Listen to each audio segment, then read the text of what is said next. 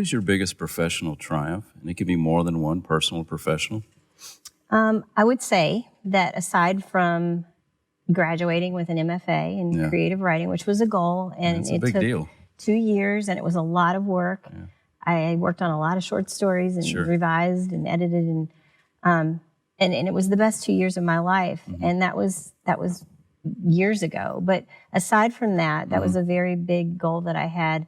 Starting my own business, Feet-to-the-Fire Writers Workshops, was the most important thing I've ever done so far. It's taught me so much about triumph and failure both. It's taught me how to be patient. It's taught me how to understand people in a better way. So I think it is the most defining moment. Sure.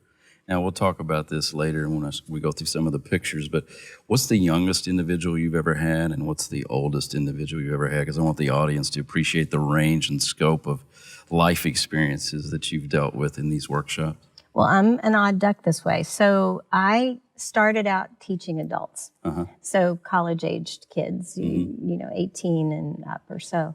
But there was a period of time where I taught fifth graders for 3 years. So that's 10 years old. So 10-year-olds. And now the range goes all the way up. The oldest student that I've had is 104. Wow. So I think I've taught everybody at this point, all kinds of personalities, just a huge range of people. Now, this might be a fair question because you strike me as being a very insightful, introspective individual. Are there any human universal truths in that age range that you see?